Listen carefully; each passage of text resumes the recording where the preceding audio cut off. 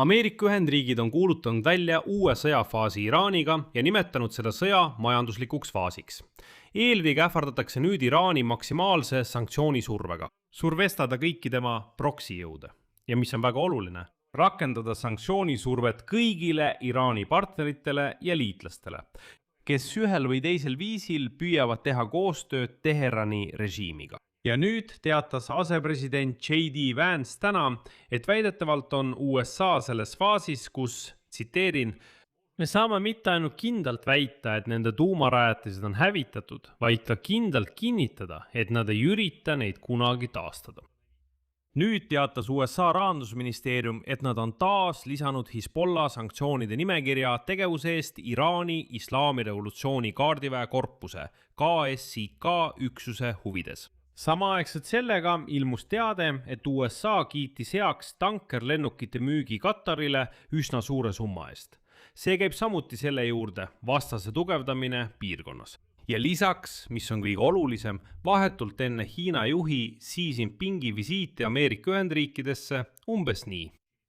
Kuu aja pärast kutsusid USA-d Hiinat üles liituma programmiga, mille eesmärk on Iraani majanduse isoleerimine ja valitsuse kukutamine.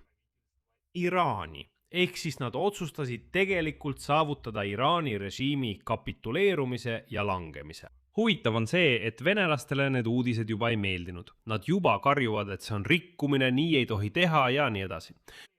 Nad ütlevad, et Washington tahab saavutada justkui ebaseaduslikke eesmärke ja üldse on ta valinud vale tee. Ja samal ajal üritab USA rahandusminister Scott Bessent naftaturule selgitada, et tegelikult on nende strateegia väga edukas. Ja ei tasu karta, et toimub mingi eskalatsioon. Üldiselt läheme nüüd koos läbi kõige värskemad uuendused Donald Trumpi majandussõja kohta Iraani vastu, mis sinna kuulub ja mida nad praegu üritavad korraldada. Teherani režiimile, liikudes sõja aktiivsest faasist, kui lendavad raketid ja mülsud, üle majanduslikule lämmatamisele ja majanduslikule isolatsioonile. Minu nimi on Aleksei Betši, arutame seda teemat koos, aga enne kui alustame, palun tellige kanal, vajutage kellukesele ja ärge unustage panna laiki. Niisiis, eelmisel päeval teatas Donald Trump Iraani vastu majandussõja ja isolatsiooni algusest enneolematus ulatuses. Trump hoiatas, et riigid, kelle finantsasutused, ettevõtted või riigistruktuurid toetavad Iraani, seisavad silmitsi tõsiste majanduslike tagajärgedega. Edasi toon täielikult sõna-sõnalt Donald Trumpi tsitaadi. Keegi ei andnud Islamivabariik Iraanile rohkem võimalusi tehingu sõlmimiseks kui mina. Nende jaoks on see traagiliselt võimatu.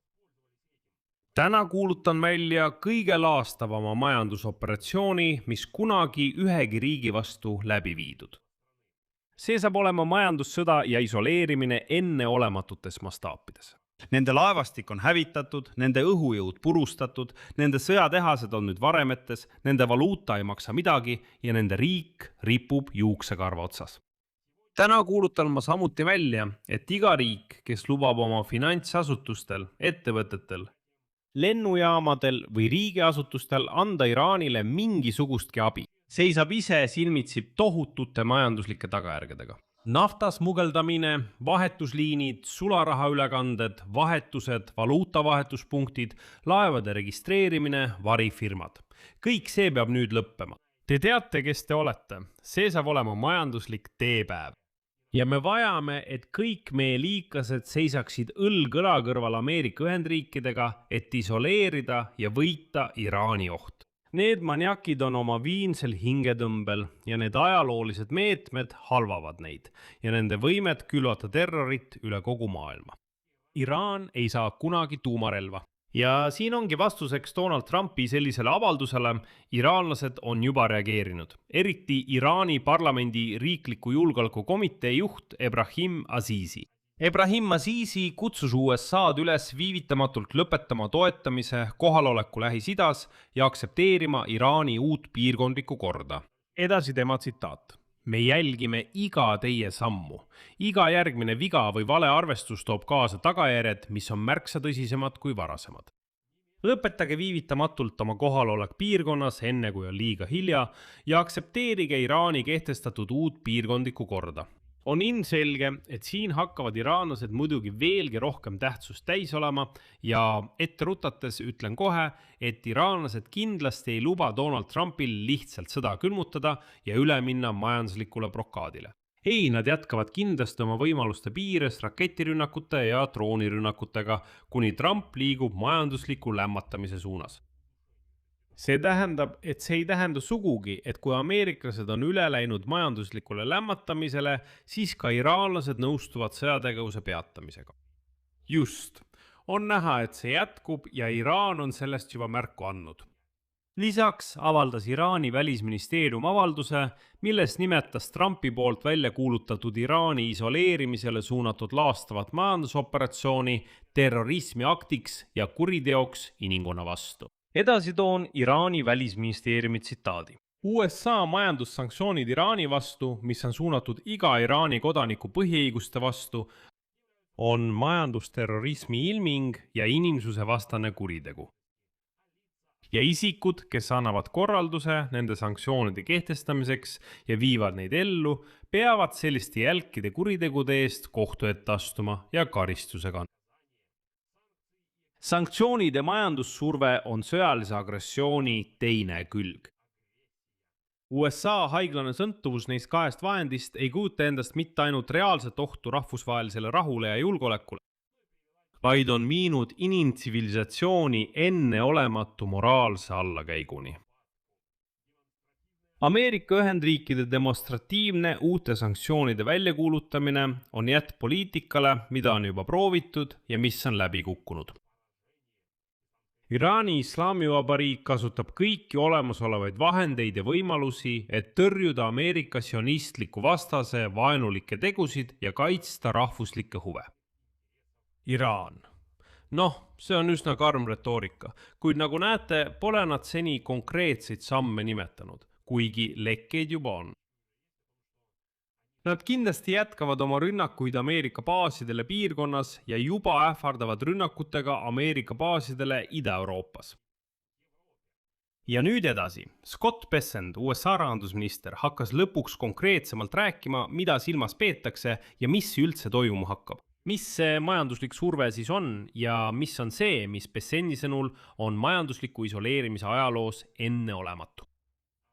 Bessent väitis, et USA uus poliitika Iraani suhtes, mis näeb ette maksimaalse majandusliku surve, muudab ulatusliku sõja vähem tõenäoliseks. See ongi üleminek just kuumast faasist majanduslikku faasi. USA rahandusministri sõnul tõlgendavad maailma naftaturud, mis on juba mitu nädalat kasvanud, valesti Washingtoni uut poliitikat Teherani suhtes.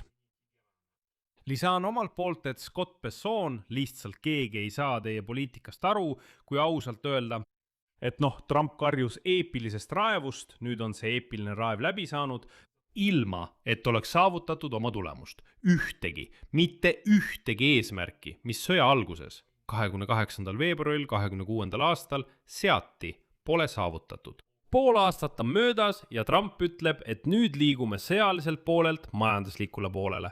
Ja nüüd Bessent ütleb, et minu arvates naftaturud mõistavad valesti, mida see majandussurve tähendab. Meil on asümmeetriline teave ja ma ei ole kindel, miks nafta hind selle tõttu tõusis. Kui me avaldame maksimaalset majandussurvet, siis see tähendab tõenäoliselt, et ulatusliku sõjategevuse taasalustamist ei tule. Väga kummaline on seda kuulda sellise riigi nagu Ameerika Ühendriigid rahandusministrilt, kui ta ütleb, et ma ei saa päris hästi aru, miks nafta kallineb. Ta küsib, mis toimub, miks nafta kallineb. Veel kord näete, Scott Bessent on täiesti kindel, et kui USA läheb üle sõja majanduslikule poolele, siis teevad seda ka kõik teised. See on kummaline loogika. Keegi ei keela Iraanil, õigemini keegi ei peata Iraani rünnakute jätkamisest. Kas Iraan jätkab laevade turistamist Hormuzi väinas? Jätkab. Kas ta üritab rünnata Ameerika baase piirkonnas? Üritab. ja siis ta eskaleerib olukorda. See ei tähenda, et kui USA ütleb, et me liigume majandusliku poole peale, siis Iraan mõtleb, et kurat, olgu, siis meie ka enam rakette ei lase. Siis meie, olgu, me lõpetame. Ei rakette, ei droone, midagi ei lenda. Sest ameeriklased, nemad ju läksid teise faasi üle. Ja siin pessoon, suurt sõda ei tule. Veel kord, see ei tähenda, et iraanlased peatuksid. Siiski on huvitav, et venelased on juba samuti reageerinud sellele uuele meetodile või USA uuele strateegiale.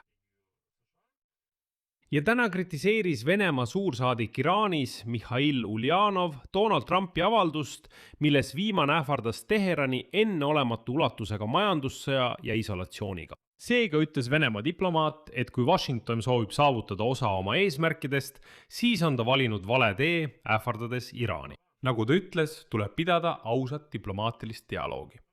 Edasi, vabandust, aga ma tsiteerin nüüd seda Vene Mihhail Ulyanovit. Iraan on olnud aastakümneid USA sanktsioonide all. Teheran näitas oma võimet taluda maksimaalset survet Trumpi esimese presidendiaja jooksul. Kui Washington soovib saavutada osa oma eesmärkidest, on ta valinud vale tee.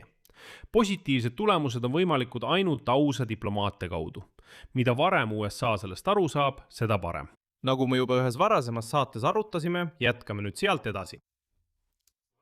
Selle majandusliku surve raames võiks Washington kehtestada sanktsioonid Hiina naftatöötlemistehase vastu, mis ostavad Iraani naftat, ja ka Hiina pankade vastu, mis teenindavad arveldusi just selle Iraani nafta eest. See oleks Teheranile väga tugev ja valus löök.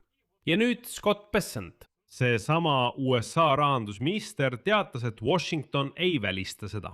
Peking, see tähendab Hiina, on nende riikide seas, kellele pakutakse toetada Donald Trumpi uut kampaaniat Iraani majanduse isoleerimiseks.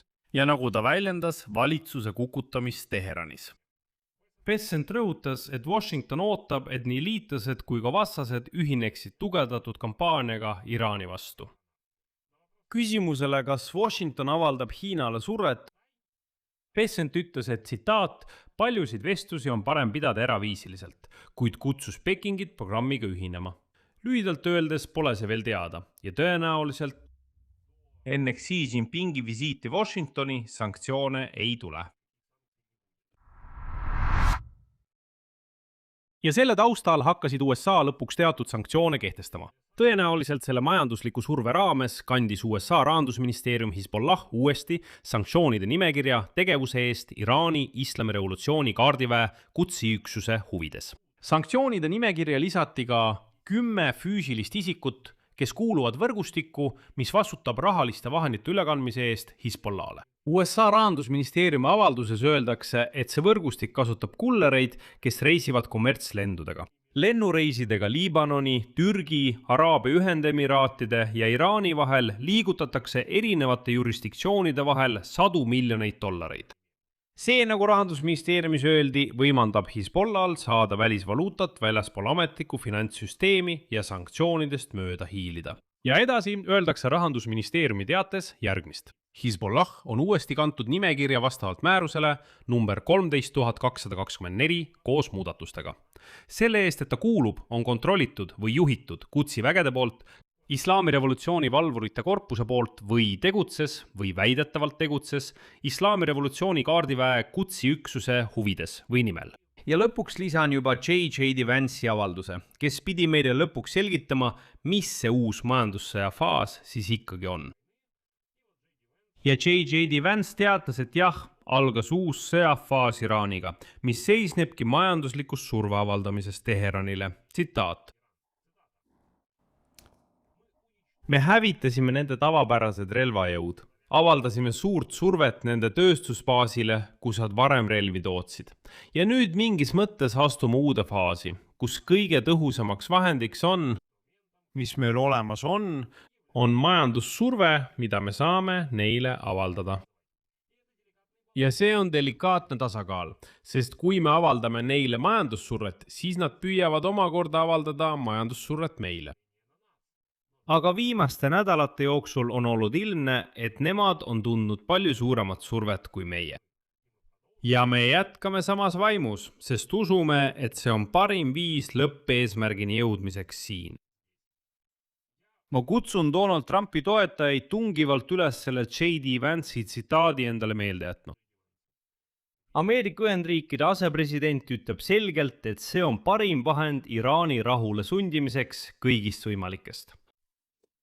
Ja siin tekib küsimus, kui see on parim vahend, just nimelt majanduslik surve, milleks siis oli vaja neid poolt aastat sõda? Et milleks? Ma tuletan meelde, enne sõda, mis algas 28. veebruaril, avaldasid USA-d juba niigi maksimaalset majanduslikku survet, nagu väljendus Donald Trump. Ja kui see maksimaalne majanduslik surve on parim vahend eesmärgi saavutamiseks, siis tekib küsimus, mille kuradi pärast oli vaja poolt aastat sõda? Kas me võime võtta J.D. Vance'i avaldus sisuliselt kinnituseks sellele, et nad panid puusse? Kogu Donald Trumpi meeskond pani puusse. Ja lõpetuseks lisan veel ühe J.D. Vance'i lause. Ta ütleb järgmist, tsiteerin. Me oleme selles sõjafaasis Iraaniga, kus me saame mitte ainult kindlalt väita, et nende tuumarajatised on hävitatud, vaid ka kindlalt kinnitada, et nad ei ürita neid kunagi taastada. Lühidalt öeldes olime juba peaaegu kaldal, aga siis läksime põhja, nagu öeldakse. Siia panen 3 punkti. Need on kõik uuendused USA uue sõjafaasi kohta Iraani vastu. Kirjutage kommentaaridesse, kuidas te nendesse avaldustesse suhtute. Minu suhtumine sellesse on see, et USA alustas juba enne seda kuuma sõjafaasi majandussõda, mis kestis pool aastat. Nad avaldasid maksimaalselt võimalikku majanduslikku survet. Kui see majandussurve ei andnud tulemusi, läks Donald Trump üles sõjalisele kampaaniale, massiivsele rünnakule Iraani vastu. Kui see sõjalise surve strateegia ei toiminud, Trump pöördus tagasi majandussurve juurde ja nüüd ütleb J.D. Vance sirge näoga, et see ongi meie parim vahend eesmärgi saavutamiseks. Lõpuks oleme me selleni jõudnud. Nüüd me kindlasti lämmatame Iraani majanduslikult. Miski ütleb mulle, et nad ei suuda seda teha. Aga ma jätan siia 3 punkti. Kirjutage oma kommentaarid, tellige kanal, vajutage kellukesele ja ärge unustage panna laiki. Sellega on kõik, hoolitsege enda eest. Kõike head.